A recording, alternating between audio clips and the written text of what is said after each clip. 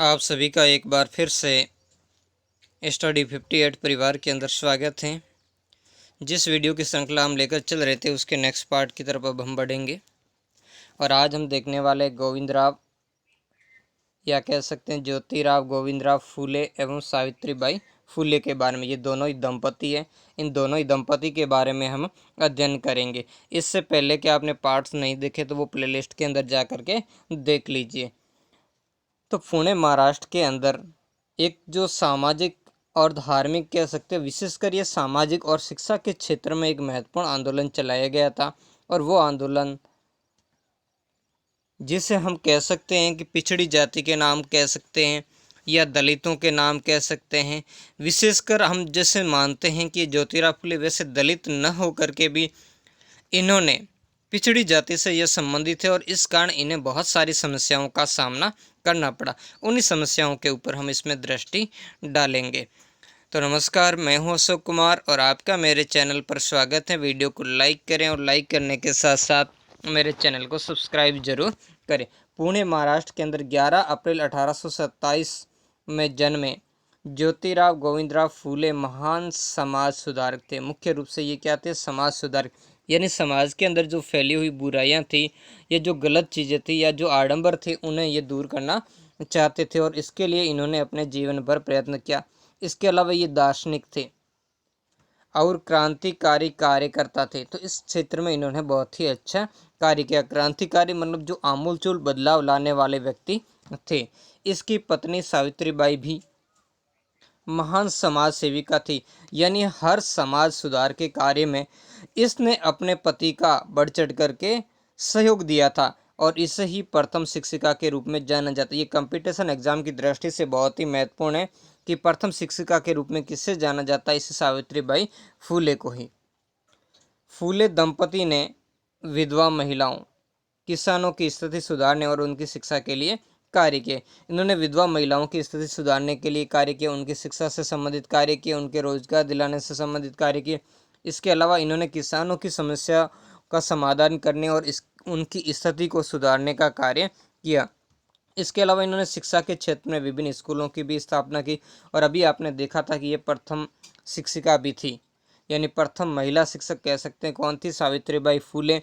और ये जब जाती थी, हम आगे देखेंगे, ये पढ़ाने जाती थी, इनके साथ में क्या सलूक लोग किया करते थे।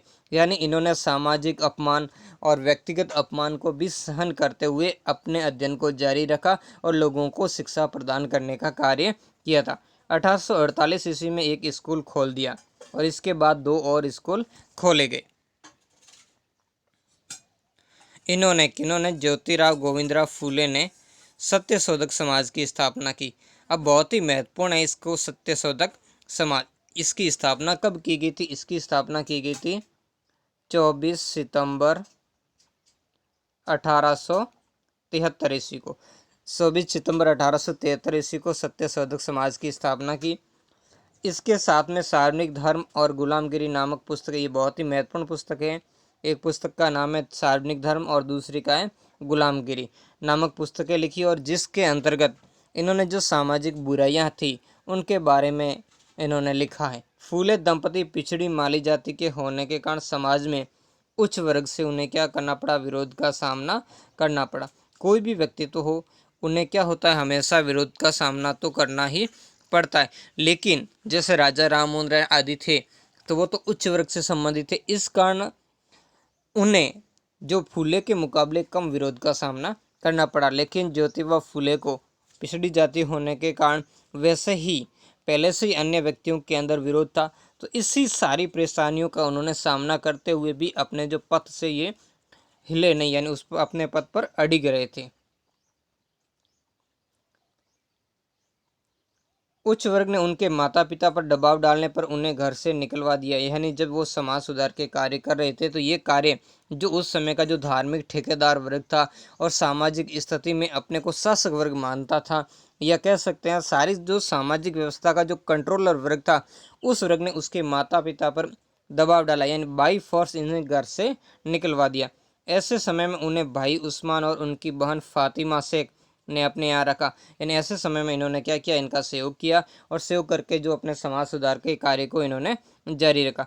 सावित्रीबाई फूले जब पढ़ाने के लिए स्कूल जाती थी, ये इसकी मात्रा गलत है, ऐसे होनी चाहिए, तब उन पर पत्थर और गोबर भी फेंका जाता था। इस स्थिति में आप देख सकते हैं उनके साथ में लोग उन्हें गालियां देते थे, उल्टा कहते थे, कैसी कैसी न जाने बातें करते थे। इन सब बातों से भी जब वो नहीं रुकी तो उन्हें पत्थर मारते थे, उनके ऊपर गोबर कूड़ा करकट डाला जाता था, उनके कपड़े तब बिगड़ जाते थे, लेकिन उन्होंने अपना अध्ययन नहीं छोड़ा था और सारी विषम परिस्थितियों का सामना करते हुए भी उन्होंने अपना जो शिक्षण कार्य है उस शिक्षण कार्य को जारी रखा था।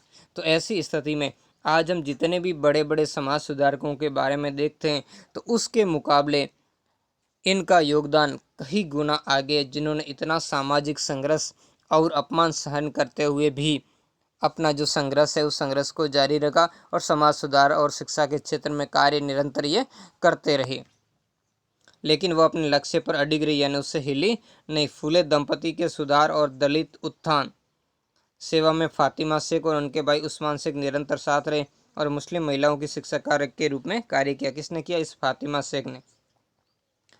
फातिमा शेख को पहली मुस्लिम महिला शिक्षक के रूप में, यहाँ शिक्षा नहीं, ये शिक्षक है, यहाँ पे शिक्षक के रूप में जाना जाता है। तो दो चीज़ें इसमें से आपको कंपटीशन एग्जाम की दृष्टि से, एक तो आपको ज्योतिराव गोविंदराव फूले का जन्म कब हुआ था, तो 11 अप्रैल 1827 को कहाँ हुआ था? पुणे, महाराष्ट्र में। इसके अलावा इनकी पत्नी का नाम सावित्रीबाई फूले। सावित्रीबाई फूले कौन थी? एक महान समाज सेविका और प्रथम शिक्षिका थी। आपको पूछा जा सकता है प्रथम शिक्षिका कौन थी, तो उसके बारे में तो ये सावित्रीबाई फूले थी। इसके अलावा इनके जो ज्योतिराव फूले ने, या ज्योतिबा भी कैसे, इन्होंने कौन से समाज की स्थापना की? तो इन्होंने सत्यशोधक समाज की स्थापना की। फिर इनकी दो पुस्तकें सार्वजनिक धर्म और गुलामगिरी के बारे में पूछा जा सकता है। इसके अलावा आपको महिला शिक्षिका के बारे में पूछा जा सकता है। तो आज के वीडियो में इतना ही, मिलते हैं नेक्स्ट वीडियो में एक नए टॉपिक के साथ। धन्यवाद।